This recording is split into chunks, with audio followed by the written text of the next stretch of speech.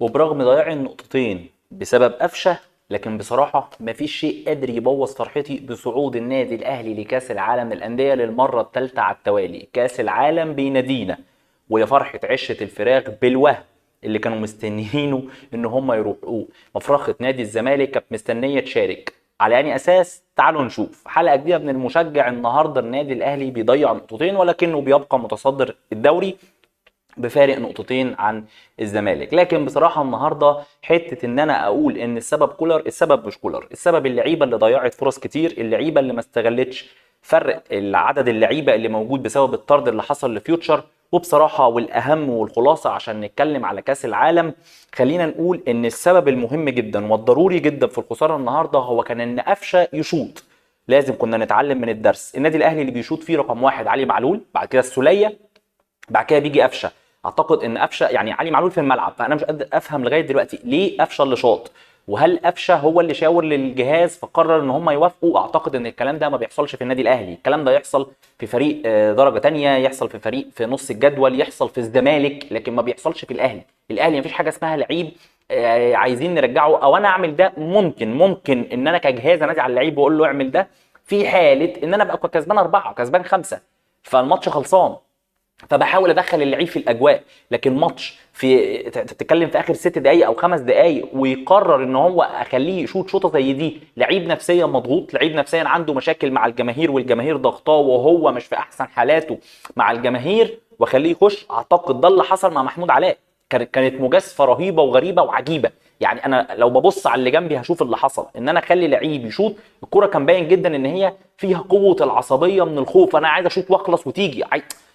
ما كانش فيها تركيز. قفشه ما بيشوطش بالطريقه دي، ودي ما كانتش كورته وما كانش هو اللي يشوطها. واحنا عندنا علي معلول في الملعب المسدد رقم واحد، عشان بس انا ده اللي يتحمل ده. ولو الجهاز الفني اللي قال لقفشه يبقى هو اللي يتحمل، لو مش الجهاز الفني وقفشه اللي شاور لهم وهم وافقوا يتحملها قفشه ويتحملها الجهاز. لان بصراحه نقطتين بيضيعوا في ماتش انت مالكه، ماتش انت ما قررتش تخلصه من الاول. محمد شريف لازم يراجع نفسه.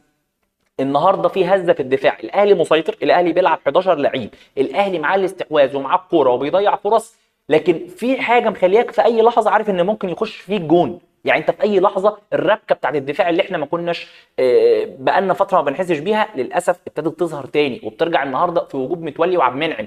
النهارده ربكه غريبه جدا جدا جدا بتحصل في دفاعات الاهلي كنا في غنى عنها. ولكن الدرس بيقول لازم نتعلم من اخطائنا.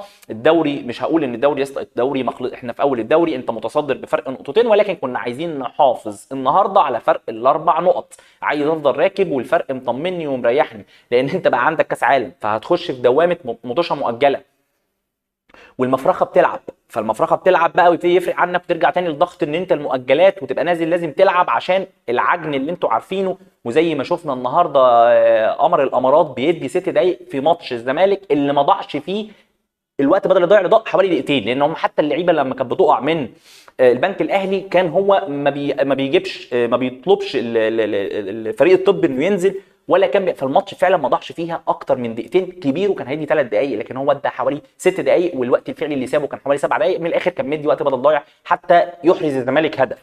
فالتحكيم دي طريقته، واحنا كنا خلصنا من آفة ان احنا نحط في نفسنا في موقف مع التحكيم ان انا بكسب الشوط الاول 2-3، حتى لو انا اتدلعت في الشوط الثاني النتيجه مريحاني، حتى لو الحكام يعني زي ما بيقولوا كده اتدلعت.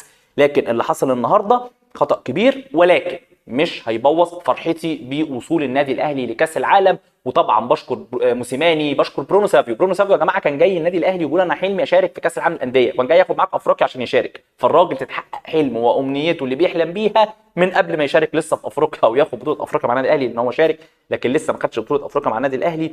يشارك النادي الاهلي كوصيف لدوري ابطال افريقيا. وطبعا تخيل ان انت تقعد تغني لي تقول لي لا خدت اول ولا تاني، وفي الاخر تتفاجئ ان انا بلعب في كاس العالم للانديه، وانت كالعاده هتروح تدفع اشتراك بين سبورت عشان تتفرج عليا وانا في كاس العالم للانديه. ولكن المهم بقى في الوصول لكاس العالم للانديه اهم حاجه بس الاداره تعرف ان انتقالات يناير احنا تم الاعلان ان البطوله في المغرب، تم الاعلان ان الاهلي مشارك من قبليها.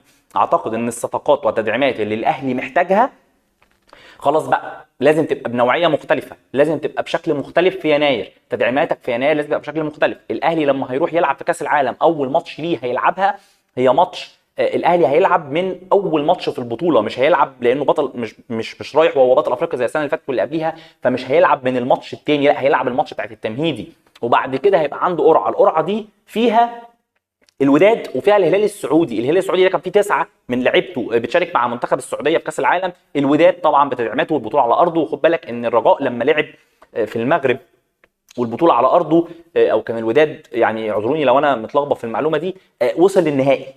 فعشان بس نبقى واخدين بالنا من القصه دي، فخلينا نشوف القصه ماشيه ازاي. الماتشه صعبه، البطوله صعبه، عايزين الاهلي يخرج بره المركز الثالث، مش عايزين ان احنا نروح نقدم اداء مشرف. احنا خلاص بقينا الطبيعي بتاعنا ثالث، فانا طبيعي طموحي المباراه النهائيه. فده محتاج ايه؟ محتاج صفقات في يناير بشكل مختلف عن اللي كان هيحصل المفروض في يناير.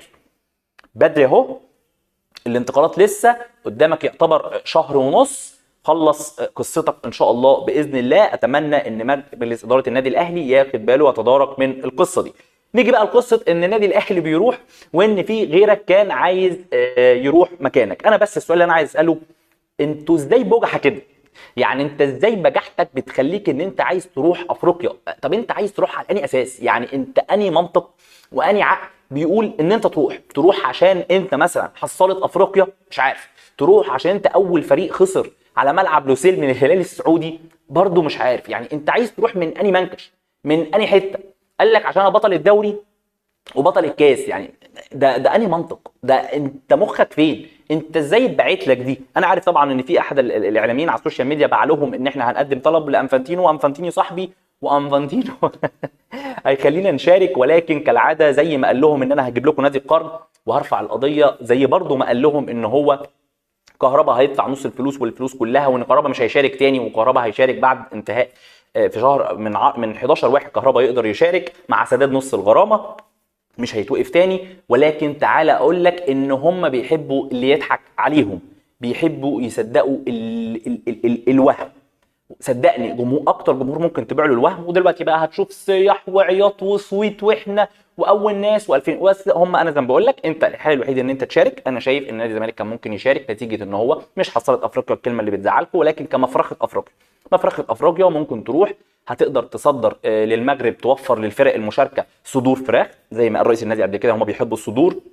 ممكن تصدر كراتين بيض. الموضوع ده طبعا ان انت بتتكلم في مفرخه للنجوم زي ما قال احدى اعلاميينهم على قناه نادي الزمالك، ان هم طول عمرهم مفرخه للنجوم. فبما انهم مفرخه، وما بين رئيس ناديهم دايما بيقول لهم يعني في صدور فخلاص مفيش مشاكل. الزمالك ممكن يشارك بالشكل ده، وهيبقى شيء جميل، وهنبقى يعني ايه، في حاجه من ريشه، في حاجه من ريشه موجوده في الملعب، ان كان بقى فراخ وان كان بيض وايا كان اللي هم هيقرروا يصدروه لنا يعني. لكن زي ما بقول لك، صيح كمان، صياحك طرب، صياحك شيء ممتع. وهفضل اقول لك اخر حاجه، عايزك تستمتع بالنادي الاهلي وهو بيشارك في كاس العالم للانديه وانت قاعد بتتفرج عليا. اهم حاجه ما تنساش تدفع اشتراكات قنوات بين سبورت، او رئيس نادي الزمالك كان قبل كده تبرع لنادي الزمالك بجهاز بين سبورت عشان يتفرجوا على ماتش كاس العالم.